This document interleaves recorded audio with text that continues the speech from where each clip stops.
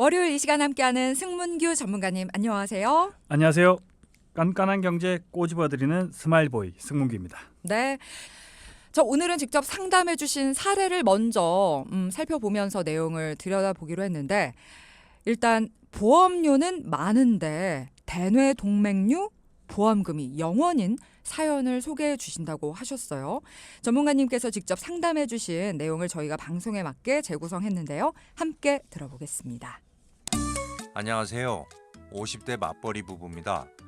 저희는 매년 국가 건강검진을 꼬박꼬박 받는 편인데 올해는 아내가 자주 두통이 있다고 해서요. 큰맘 먹고 100만 원 가까이 들여가지고 MRI 촬영이 들어간 건강검진을 했습니다.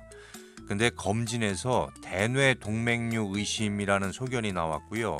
대학병원에서 뇌혈관 조영술까지 받고 나서 대뇌동맥류 확진 판정을 받았습니다. 다행히 수술이나 입원은 안 했지만 추적 관찰을 하라고 하더라고요. 뇌진단을 받아서 보험금을 청구했는데 근데 보험금이 0원이라는 거예요. 매월 가족보험료로 제가 100만 원 정도 이렇게 내고 있는데 뭐가 잘못됐을까요? 점검 부탁드립니다. 네, 오늘 사연은 50대 맞벌이 부부의 사연이었어요. 일단 가족보험료가 100만 원이신데 아내분께서 대뇌동맥류 진단을 받으셨는데 결과적으로 보험금을 못 하셨어요. 맞아요. 사실 100만 원 정도 보험료를 내고 있으면 뇌 쪽 보장은 어느 정도 잘 들어가 있어야 되는 게 기본이 아닐까 싶은데 맞습니다. 자, 왜 이러셨는지 조금 어떤 보험들이었는지 짚어볼까요? 네, 이 가족은 매달 100만 원이라는 진짜 적지 않은 금액을 네. 보험료로 지출하고 있었는데요.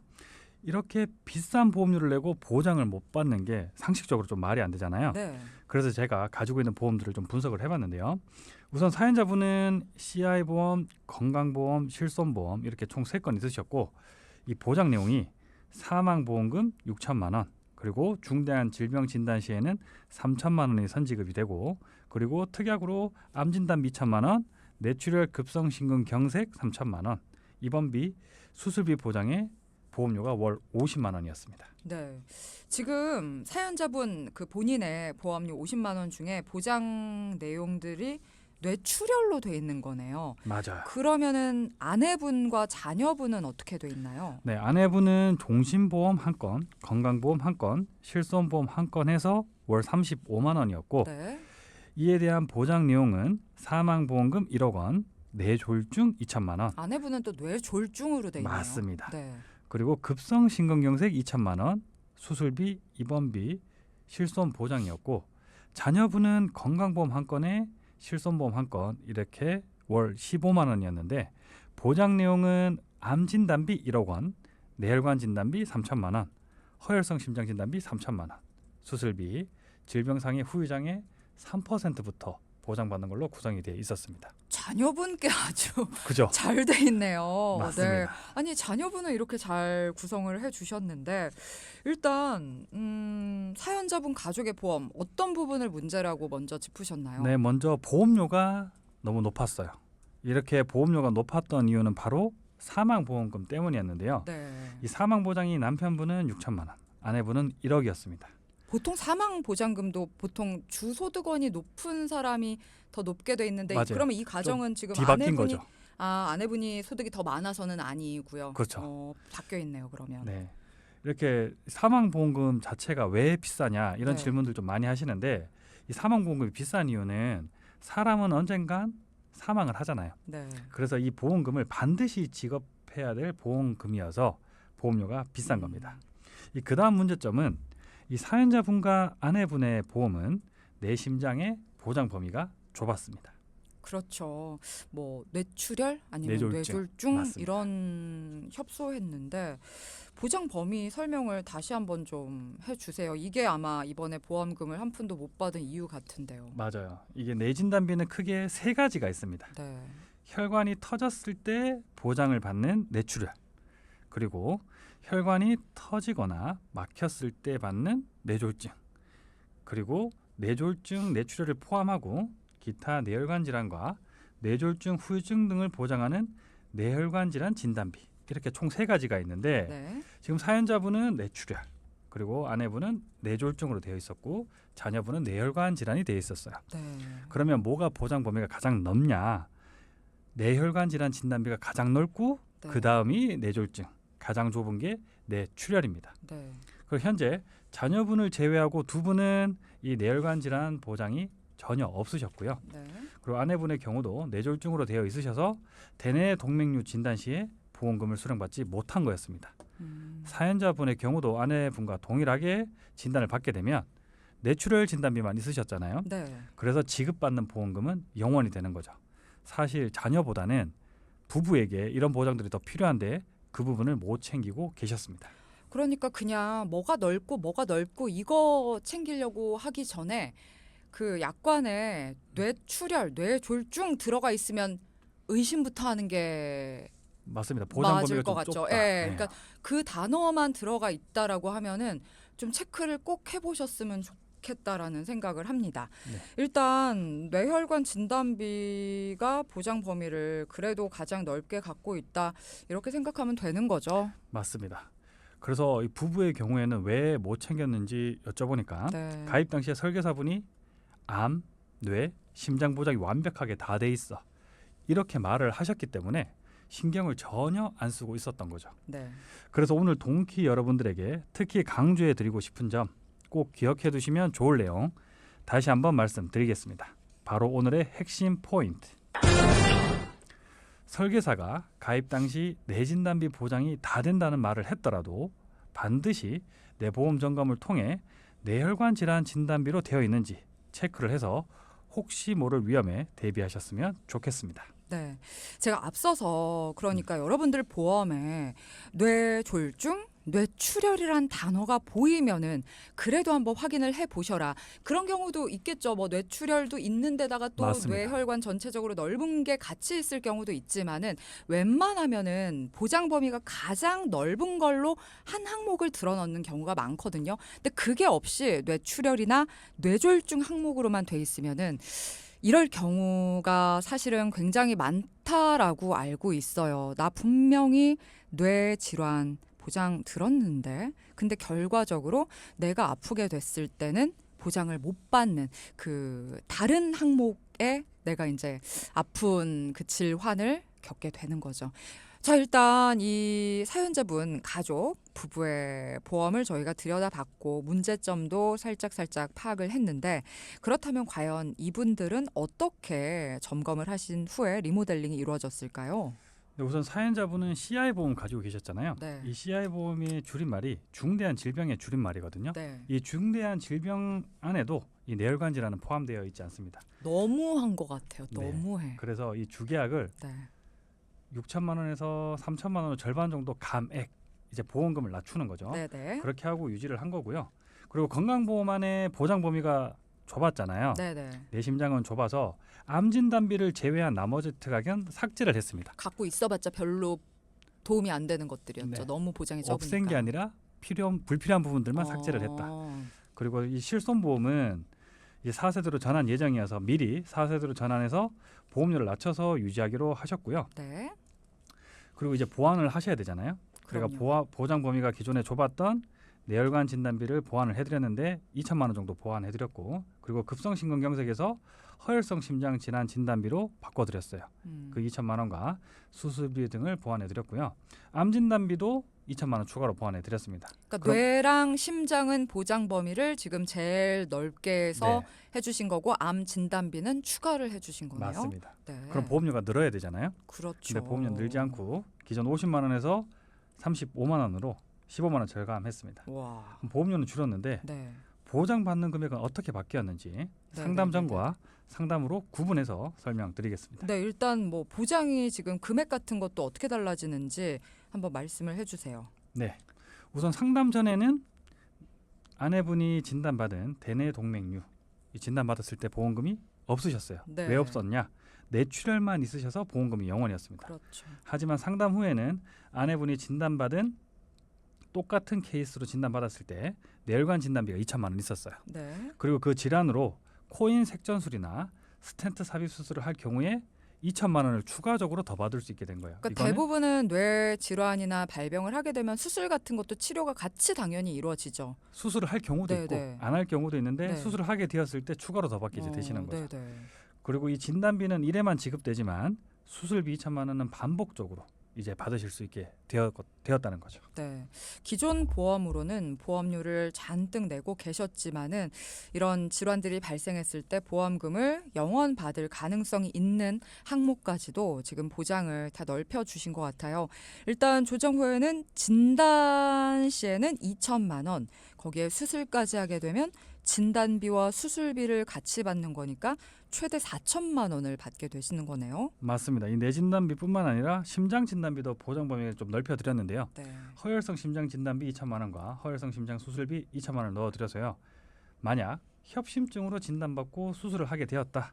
그러면 총 4천만 원을 추가로 받으실 수 있게 되는 겁니다. 네.